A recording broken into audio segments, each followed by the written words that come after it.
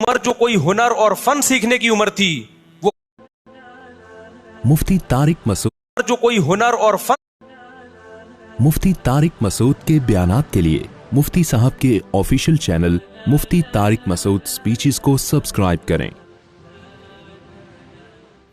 हमारे जो schooling system है ना, लड़के की वो बेहतरीन उम्र जो कोई हुनर और फन सीखने की उम्र थी, वो कहां गुजार देते हैं? स्कूलों में। आपको स्कूलों के पढ़े हुए चार्टर्ड अकाउंटेंट और कंप्यूटर के सॉफ्ट इंजीनियर तो आपको नजर आएंगे, और डॉक्टर तो नजर आएंगे। जो 99% तबका स्कूलों से फारे होके बर्बाद हो रहा है, जो ना इधर का ना उधर का रहा, वो नजर नहीं आएगा आपको। मैं मानता हूं जितने बड़े लोग बने वो भी स्कूलिंग सिस्टम से गुजर के बने हैं, लेकिन बर्बाद हुए तो वो भी तो इसी सिस्टम से हुए हैं। अबे हर एक के लिए पढ़ाई जरूरी नहीं है, कहना ये चाहता हूं मैं। बच्चे के स्कूल की फीस के पैसे पढ़ाओ, नहीं है तो बोले एंजॉय करो बेटा। क्या करो? कारोबार सीख हमारे साथ।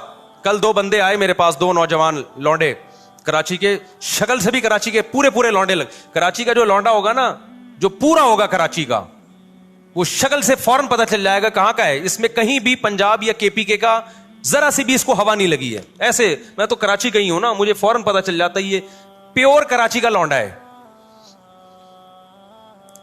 बारीक सा होगा, मुंह में गुटके की एक स्मेल आ रही होगी। ये कुछ अलामतें बता रहा हूं, ठीक है ना। बारीक, बातें ऐसी होंगी, ओ हो जैसे इससे बड़ा बदमाश दुनिया में पैदा नहीं हुआ। और होगा क्या? बारीक। कहां से आ रहे हैं, किधर को जा रहे हैं, ये स्टाइल होगा बात करने का। उर्दू की ऐसी की तैसी की हुई होगी उसने। खैर, अभी मैं ज्यादा फजाइल नहीं बताता। मैं कराची वक्त के, हमारे अपने लोग नाराज हो जाएंगे, बोलेंगे वो सब क्या कर रहे हो आप। जो खास कराची के इलाके हैं ना, उनकी बात कर रहा हूं। आप थोड़ा ऊपर के इलाकों में जाओ तो फिर थोड़ा सा डिजाइन चेंज होता है, लेकिन जो खास स्पेसिफिक कराची के असल इलाके हैं, मैं नाम नहीं लूंगा। 2 लौंडे आए ना, क्रिप्टो करेंसी के बिजनेस, दिमाग क्या चल रहा है।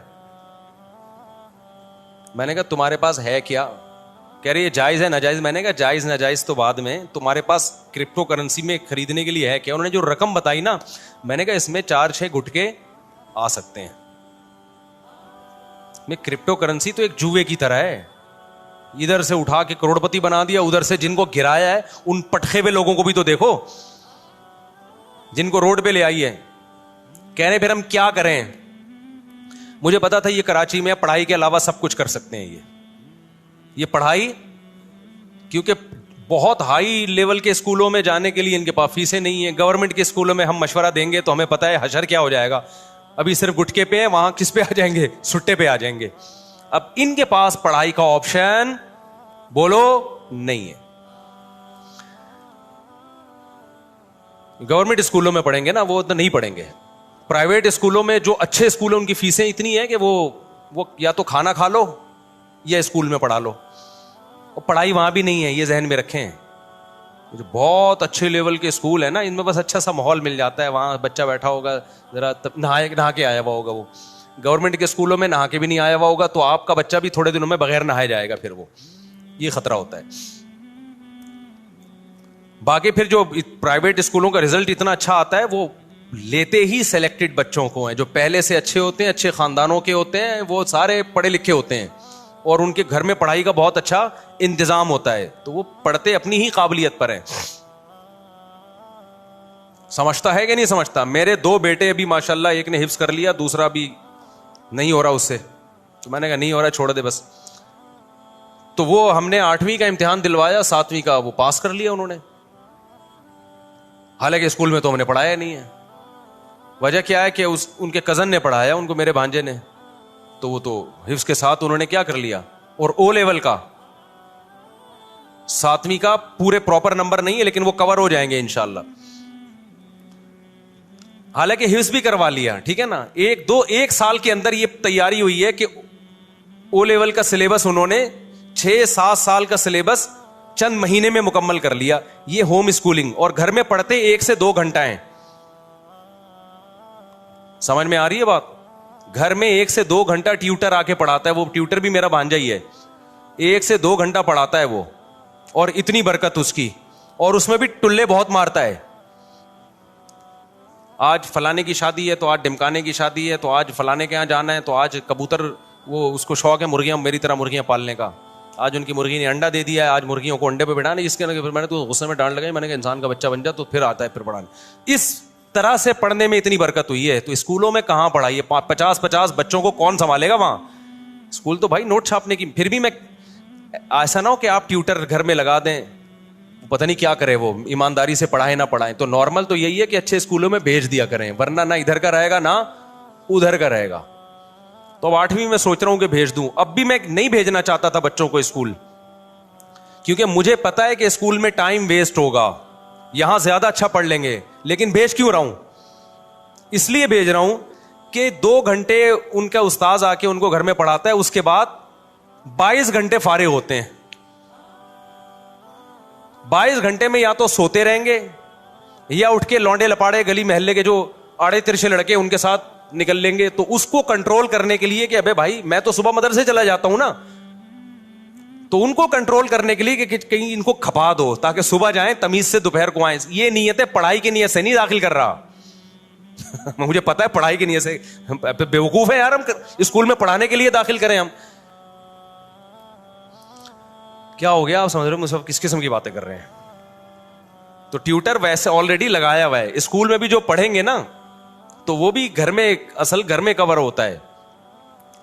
تو اسکول اس لیے بھیج رہے ہیں کہ کھڈے لین لگاؤ ان کو کہیں صبح, تاکہ صبح جلدی اٹھیں, ورنہ 12 ابھی میں جمعے سے پہلے ٹھڈے مار کے اٹھا کے آیا. اٹھو ہے تم, شرم نہیں آتی تمہیں, کیونکہ رات کو سوئے دیر سے ہے نا. جب اسکول جانا کہ غم نہیں ہوتا تو بچے پھر سوتے بھی بہت دیر سے ہیں. ٹھڈے نہیں مارے میں نے, تمیز سے اٹھائے کہ نہا دھو کے جمعہ پڑھو شاباش. تو یہ روٹین نہیں بن پاتی بچوں کی سونے جاگنے کی, تو اس کے لیے پھر مجبوراً داخل کیا. ورنہ بہتر یہی ہے کہ نہیں کرو داخل. اگر آپ کی ویسے ہی روٹین بنا سکتے ہو نا گھر میں بچوں کی, تو پھر کوئی ضرورت نہیں ہے اسکول کی, بچہ بگڑے گا. تو وہ آئے تھے 2 لونڈے نا, کرپٹو کرنسی اور ٹوپی ڈرامہ. میں نے کہا بھائی مرے گا تو, ابھی تم لوگ ینگ لڑکے ہو, بالکل تمہیں برباد, ہمارا پیسہ برباد ہو جائے گا سارا. کہنے پھر کیا کریں. میں نے کہا پڑھائی تو بالکل, یعنی پوری باتیں تو میں ان کے سامنے صحیح طرح نہیں کر سکا, تو میں اب آپ کو بتا رہا ہوں کہ جو میرے دل کے جذبات تھے, کچھ ان کو کہے, کچھ لبے دبے لفظوں میں کہ ایکسپلین آپ کے سامنے کر رہا ہوں کہ کہنا پورا جو چاہیے تھا نا وہ یہ چاہیے کہ تم کرو, تمہارے پاس وہ اعلیٰ اسکولوں میں پڑھائی کے پیسے ہیں نہیں, چھوٹے اسکولوں میں جاؤ گے تو کیا ہو جاؤ گے, بولو برباد ہو جاؤ گے. کوئی نگرانی ہے نہیں چھوٹے اسکولوں میں. فری کے اسکولوں میں تو بالکل بھی نہ پڑھو میرے بھائی, فری کے اسکولوں میں. تو اس میں کیا ہوگا, میں نے کہا بھائی اب تم یہ کرو. ان کو میں نے کوئی کاروبار بتایا, آپ کو نہیں بتاؤں گا میں, کیونکہ میں کوئی موٹیویشنل اسپیکر نہیں ہوں کہ لوگوں کو یہ بتاؤں کہ ہر مہینے آپ 6 لاکھ روپے کما سکتے ہیں. دیکھا نا آپ نے یوٹیوب پہ آ رہا ہوتا ہے ہر مہینے آپ 6 لاکھ. اصل میں اس طریقے سے وہ ہر مہینے 6 لاکھ روپے کما رہا ہے. آپ بھی اسی طریقے سے کما سکتے ہیں کہ لوگوں کو بتائیے, ایک یوٹیوب پہ اچھا سا عنوان لگائیے, آپ ہر مہینے 1 کروڑ روپے کمائیے. تو آپ کی جو چینل ہے اس کے اتنے ویورز آئیں گے, مونیٹائز کیا ہوا ہے آپ نے یوٹیوب کے چینل, اتنے ویورز آئیں گے. یوٹیوب جو ہے ویورشپ پہ آپ کو پیسے دیتا ہے. تو وہ کمائے نہ کمائے, آپ بولو کما لیں. تو میں نے ان سے کہا یہ جو ہر مہینے 1 لاکھ کمانا, 1.5 لاکھ کمانا, یہ کھوپڑی شریف سے نکال دو. یہی سارے فسادات کی جڑ ہے. اس سے انسان جاتا ہے ڈپریشن اور ٹینشن میں. کام کی بات ہے, سن لیں آپ لوگ بھی. میں نے کہا جتنے پیسے آپ کے پاس ہیں نا, جن میں تھوڑے سے گٹکے آتے ہیں, اس کو گٹکے میں ضائع نہ کرنا. تو ان کو ایک میں نے چھوٹا سا مشورہ دیا, آپ عمل نہ کریں. دیکھو ہر مشورہ ہر ایک کے لیے نہیں ہوتا, ایسا نہ ہو برباد کر دو پیسہ اپنا. میں نے کہا یار تم کچھ بھی, تم تو اس سے پراپرٹی بھی نہیں لے سکتے, اور آج کل تو ویسی بھی کراچی میں پراپرٹیاں بہت گری ہوئی ہیں. میں نے کہا تم سیدھا نا ماہرین اتوار بازار جاؤ جہاں پرندے بکھرے ہوتے ہیں. اور میں نے کہا یہ دماغ میں نہ رکھنا میں نے ہر مہینے 1 لاکھ کمانا ہے, میں نے ہر مہینے 2 لاکھ کمانا ہے, میں نے ہر مہینے 4 لاکھ. اس سے سوائے ڈپریشن کے کچھ بھی حاصل نہیں ہوگا. آپ یہ بولو میں نے اتنا کمانا ہے جس سے میری بنیادی ضرورت پوری ہو جائے. پھر اللہ رزق کے دروازے کھولے گا تو ایسا کھولے گا کیا بہت کچھ دے گا. اور ابھی سے کھوپڑی بنا لی نا یہ میرا ہدف ہے, تو بھائی یہ اللہ یبسط الرزق لمن یشاء ویقدر, جس کے لیے چاہتا ہوں رزق کے دروازے کھولتا ہوں, جس کے لیے چاہتا ہوں رزق کے دروازے بند کر دیتا ہوں. یہ تمہاری سوچ پہ نہیں ملے گا کہ میں ہر مہینے 6 لاکھ چاہتا ہوں تو 6 لاکھ مل جائیں, ایسا نہیں ہونے. ڈپریشن ملے گی اور کچھ نہیں ملے گا. میں نے کہا آپ کے پاس جو اسباب اور وسائل ہیں آپ اس میں اسٹرگل کرو.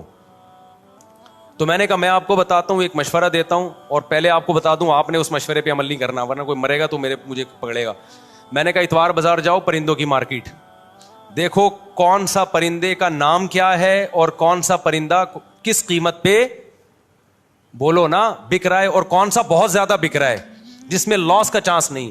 1 مہینہ یہی کام کرو, جا کے بازار میں بیٹھ جاؤ بس, سمجھو. اس کے بعد میں نے کہا آپ کو مارکیٹ میں نا 1 مہینے میں اندازہ ہو جائے گا کہ یہ پیرٹس یا یہ برڈ ایسا برڈ ہے کہ اس کو خریدنے میں انویسٹمنٹ کم ہے اور پروفٹ تھوڑا ہے لیکن یقینی ہے. میں نے کہا وہ لا کے گھر میں ڈال دو, انڈے بچے پیدا ہوں گے, اس کو لے جا کے مارکیٹ میں, بولو نا, بیچ دو. سمجھتا ہے؟ تو میں نے کہا اپنا تجربہ شیئر کیا کہ میں نے بڑے بڑے غریبوں کو کروڑپتی ہوتے ہوئے اس کاروبار میں دیکھا ہے. بڑے بڑے غریبوں کو دیکھا ہے کہ جنہوں نے محنت سے یہ کام کیا نا, بہت پیسہ کما لیا انہوں نے, لیکن اس میں لاس بھی بہت ہے. تو وہ پرندہ نہ خریدو جس میں لاس کا چانس ہو.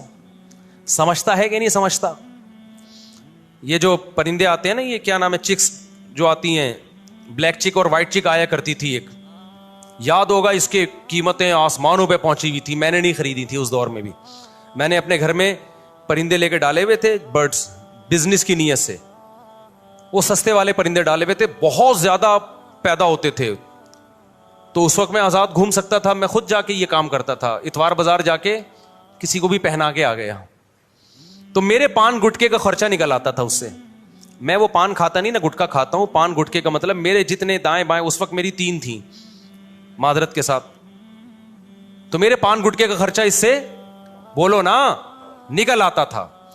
ہمارے دوست نے کیا, مفتی صاحب یہ کیا کر رہے ہو یار, یہ آپ سستے والے چکس لیے بھی, آپ نے بلیک چک اور وائٹ چک لو. اس سے یہ ہوگا کہ ایک جوڑا 5-6 ہزار کا بکے گا, اور جب 100 بیچیں گے تو 5,000 کو 100 سے آپ ضرب دیں تو دیکھو فلاں نے گاڑی خرید لی, فلاں نے. میں نے کہا بھائی یہ مصنوعی چیز ہے.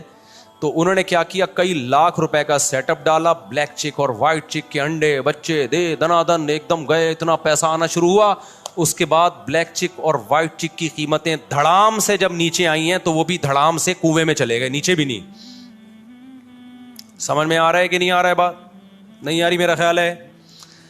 تو یہ جو جب آپ دماغ بنا لیتے ہو نا کہ ہر مہینے منتھلی اتنا, اور پھر کچھ موٹیویشنل اسپیکر جو بے وقوف ترین ہے وہ آپ کو الو بھی بنا رہے ہوتے ہیں, تو وہ آپ الو بن جاتے ہو. تو اللہ, رزق اللہ کے ہاتھ میں بھائی. آپ, حدیث میں آتا ہے نبی صلی اللہ علیہ وسلم نے فرمایا, نبی صلی اللہ علیہ وسلم کو جب 2 چیزوں میں سے اختیار دیا جاتا تھا نا, آپشن ہوتا تھا آپ کے پاس, ہمیشہ وہ آپشن اختیار کرتے جس میں نفع بے شک کم ہو لیکن نقصان کا اندیشہ نہ ہو, رسک نہ ہو اس میں. ہمارا نوجوان رسک لے کے پیسے نوٹ چھاپنے کی کوشش کرتا ہے. سمجھتے ہو کہ نہیں سمجھتے ہو؟ تو میں نے دیکھا ہے جو زیادہ کاروبار کی باتیں کرتے ہیں نا, وہ کاروبار کرتے نہیں ہیں,